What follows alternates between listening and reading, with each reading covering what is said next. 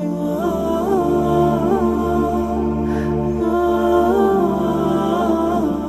اللہ نے بری صحبت والوں کا بھی ذکر قرآن میں فرمایا ہے کہ جو لوگ برے دوست رکھتے تھے، خود اچھے ہوں گے بے شک لیکن برے دوست رکھتے تھے ان کا، تو اللہ نے قیامت کی منظر کشی کی کہ قیامت کا منظر قائم ہوگا، سورج ایک نیزے پر ہوگا اور فیصلے ہو رہے ہوں گے، اعمال نامے دائیں بائیں ہاتھ میں دیے جا رہے ہوں گے۔ جس نیک آدمی کو اعمال نامہ دائیں ہاتھ میں دیا جائے گا، فَأَمَّا مَنْ أُوتِيَ كِتَابَهُ بِيَمِينِهِ فَيَقُولُ هَاؤُمُ اقْرَءُوا كِتَابِيَهْ، وہ کہے گا ہائے میرا اعمال نامہ پڑھو، دیکھو سب کو آئے گا، ابا جان، دادا جان، بھائی جان، او بھائی صاحب، دیکھو پڑھو، خوشی سے اچھل رہا ہوگا، میرا اعمال نامہ پڑھو، دیکھو اللہ نے مجھے پاس کر دیا ہے، اس طرح آ رہا ہوگا۔ اللہ ہم سب کو اس میں فرما دے۔ فَيَقُولُ هَاؤُمُ اقْرَءُوا كِتَابِيَهْ إِنِّي ظَنَنْتُ، کیوں مجھے یقین تھا میں نے اللہ کے پاس آنا ہے، میں نے کچھ محنت کی تھی۔ دوسرا آدمی وہ ہے فَأَمَّا مَنْ أُوتِيَ كِتَابَهُ وَرَاءَ ظَهْرِهِ، جس کو اللہ تعالیٰ اعمال نامہ دیں گے پیٹھ کے پیچھے سے، اور روایات میں ہے اس کا پیٹ پھاڑا جائے گا، پیٹ میں سے بایاں ہاتھ نکال کر پیچھے رکھا جائے گا، اس میں ایک کالے سیاہ گتے میں اس کو میلا سا اعمال نامہ تھما دیا جائے گا، یعنی بقول الفاظ دیگر یہ کہا جا رہا ہوگا کہ تم اس قابل نہیں ہو کہ اس اعمال نامے کو دیکھ سکو، پیچھے سے دیا جائے گا۔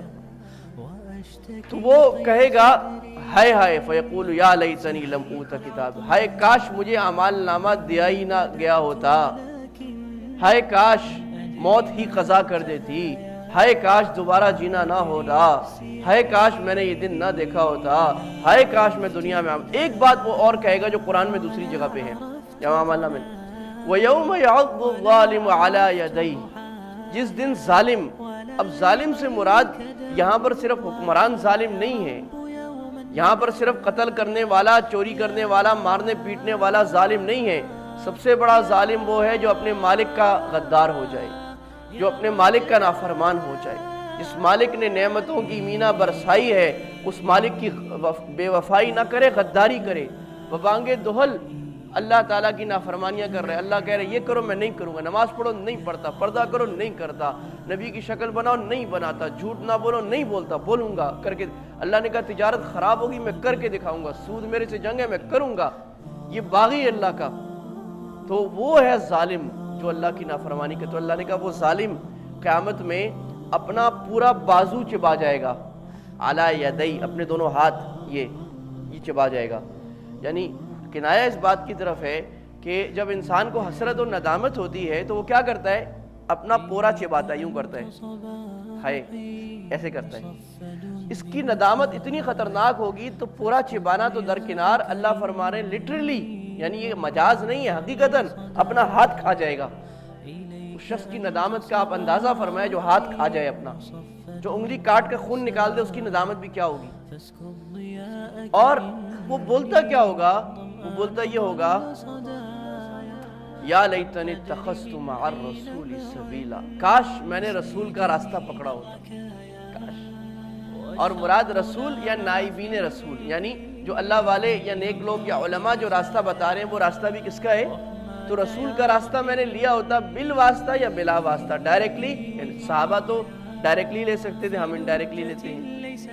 اور یا ویلتا، دوسری ایک بات تو یہ کہے گا کہ میں نے نیک لوگوں کا راستہ لیا ہوتا، ان کے ساتھ بیٹھا ہوتا۔ دوسرا بات یا ویلتا لیتنی، ہائے کاش میری بربادی، ہائے میری ہلاکت، کیا قرآن ہے۔ اب یہ اردو جو ہے نا، یہ اردو انگریزی کوئی بھی زبان ہو اتنی بیکار ہے عربی کے زمانے میں کے مقابلے میں کہ یہ وہ مفہوم ادا کر ہی نہیں سکتی۔ آپ عربی پڑھیں تو آپ کو سمجھ میں آئے قرآن کہہ رہا ہے یا ویلتا، ہائے میری بربادی، لیتنی میں برباد ہو گیا، کاش لم اتخذ فلانا خلیلا، میں نے اس خراب آدمی کو اپنا دلی دوست نہ بنایا ہوتا، وہ جو میرا یار تھا، وہ رات کو میری گیدرنگ کا یار تھا، میری مجلس کی رونق تھا، میری محفل تھا، میں اس کے ساتھ جاتا تھا کبھی فلم دیکھنے، کبھی بے حیائی کے لیے، کبھی بدکاری کے لیے، کبھی نماز چھوڑ کے، کبھی کس کام کے، ہائے کاش میں نے ایسے لوگوں کو اپنا بیسٹ فرینڈ، خلیلہ کا معنی عام دوست نہیں ہے، خلیل عربی میں کہتے ہیں خاص دوست کو، پیارا بہت قریبی دوست، تو یعنی مراد یہ ہے کہ تھوڑی بڑی دوستی تو ہر ایک سے رکھی جا سکتی ہے، خاص دوستی صرف نیک لوگوں سے ہونی چاہیے۔ خلیلہ اللہ کے نبی صلی اللہ علیہ وسلم نے فرمایا تھا، اس کی تشریح میں عرض کروں،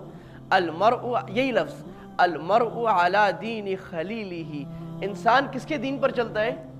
اپنے اچھے قریبی دوستوں کے دین پر چلتا ہے۔ آپ کے جو اچھے دوست ہوں گے، جن کے ساتھ آپ کا روزانہ کا یا زیادہ اٹھنا بیٹھنا ہے، آپ ان کے دین پر ہوں گے،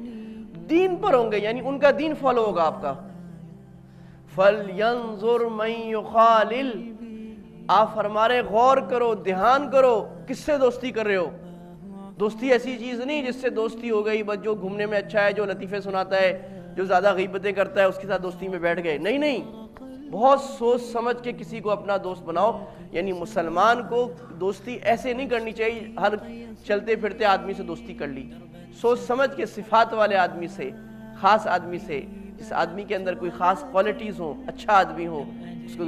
تو وہ آدمی کہے گا ہائے کاش میں نے اس آدمی کو اپنا دوست نہ بنایا ہوتا، لقد اضلنی عن الذکر بعد اذ جاءنی، اس نے مجھے اللہ کے ذکر سے یعنی قرآن سے دور کر دیا جانے کے بعد، لقد اضلنی عن الذکر بعد اذ جاءنی وکان الشیطان للانسان خذولا، اللہ کہہ رہے شیطان انسان کو بڑا دھوکہ دینے والا ہے۔ اشارہ ہے کہ یہ انسانوں کا شیطان تھا، اس طرح سورہ ناس کے آخر میں فرمایا اللہ نے کہ شیطان انسانوں میں بھی ہوتے ہیں، جنوں میں بھی، تو یہ لوگ جو دوستی کر کے لوگوں کو غلط راہوں پر لگاتے ہیں وہ انسانوں کے شیطان ہوا کرتے ہیں۔ یہ صحبت بد کا اثر ہے۔